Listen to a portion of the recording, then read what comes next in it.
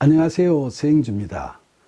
오늘은 예수님을 그리스도시요 살아계신 하나님의 아들이시라고 신앙 고백한 베드로를 묵상하면서 오늘날 과학 만능주의에 젖어 있는 현대인들에게 있어서 예수님은 과연 어떤 분이신지를 생각해 보도록 하겠습니다.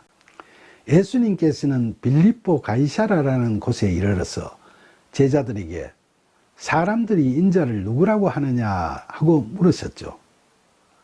제자들은 어떤 사람들은 세례 요한 같은 분이시라고도 하고 어떤 사람들은 엘리야나 이사야, 예레미야와 같은 선지자 중에 한 분이라고도 이야기합니다 라고 답했죠.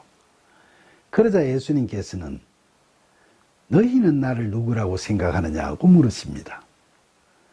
그 물으심에 수제자 베드로가 나서서 주는 그리스도시요 살아계신 하나님의 아들이시니이다 라는 실로 위대한 신앙 고백을 합니다.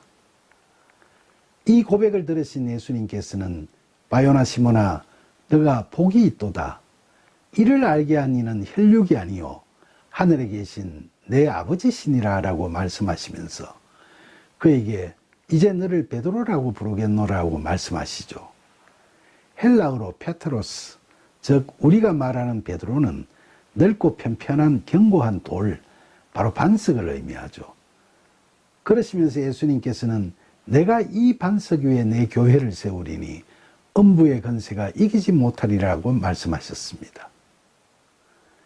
이 이야기에서 나오는 너희는 나를 누구라고 생각하느냐 하는 예수님의 물으심은 지난 2000여 년 동안 수많은 사람들에게 반복하여 물으신 질문이고 21세기 오늘을 살아가는 우리들에게도 동일하게 물으시는 질문입니다.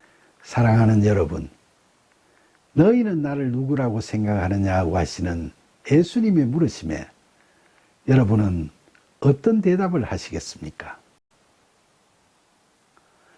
되돌아보면 2000년 전 갖가지 사역을 하시던 예수님을 보았던 유대인들은 예수님을 광야에서 회개를 부르짖던 세례 요한 같은 분이라고 생각하거나 구약시대 선지자 엘리야나 이사야 그리고 바벨론 유수기의 예레미야 같은 선지자로 생각하고 있었죠.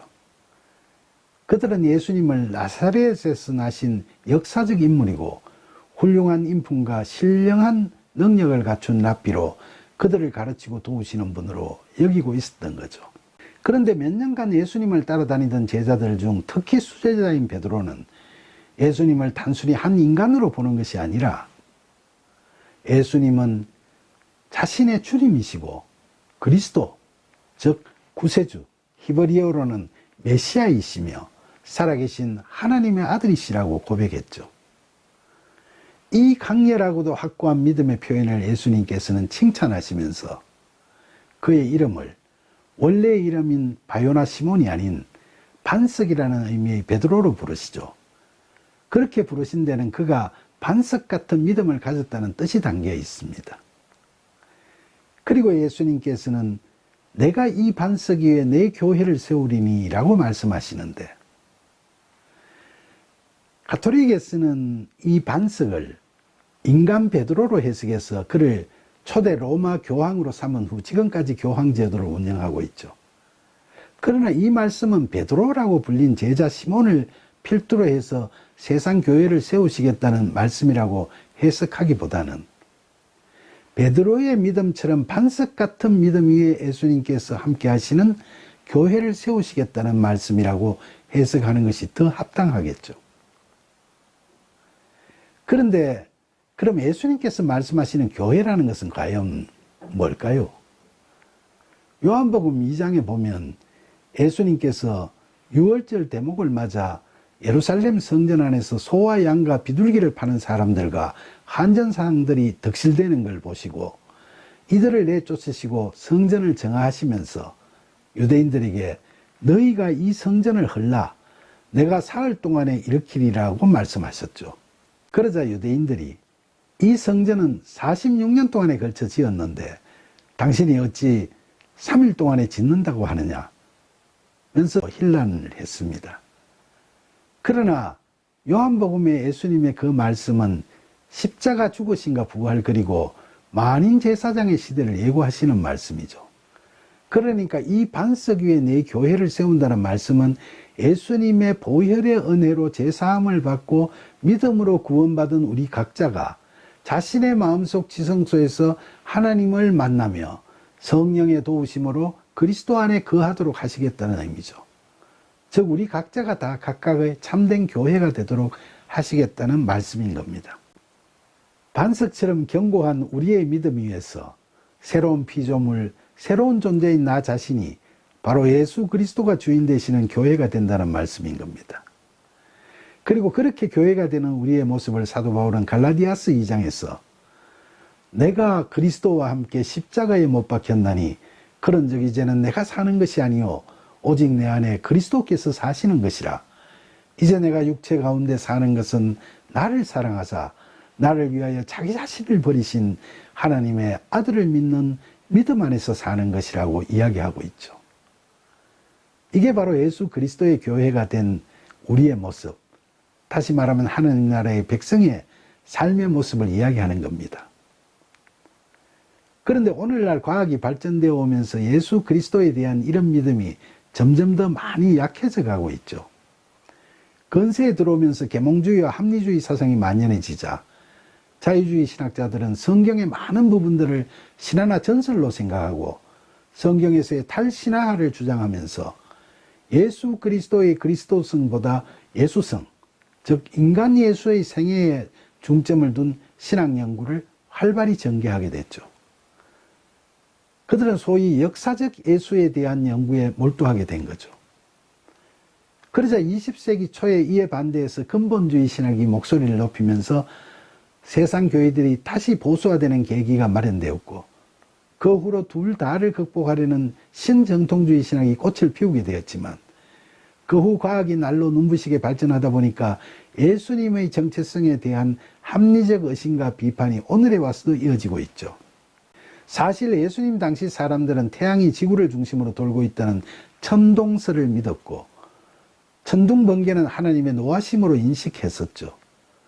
그런 세계관을 바탕으로 기독교 세계관이 형성되고 그 가운데서 예수님은 신성과 인성을 동시에 갖추셨다는 두 본성론이 정통교리가 돼서 예수님은 참 하나님이시고 참 인간이시라는 신학적 주장이 지난 2000년 동안 계속 확고한 교리로 자리 잡아왔죠. 그러나 과학이 고도로 발전된 현대사회에서 그저 고대 헬라 시대의 철학에 의한 두 본성론을 그대로 답습하는 데는 학문적으로도 무리가 많다 보니까 지난번 말씀드렸듯이 현대신학에서는 예수님의 정체성에 대해 보다 현대인들에게 설득력 있는 현대적 철학과 언어로 표현되는 주장을 하기 위한 학문적 노력이 경주되고 있죠.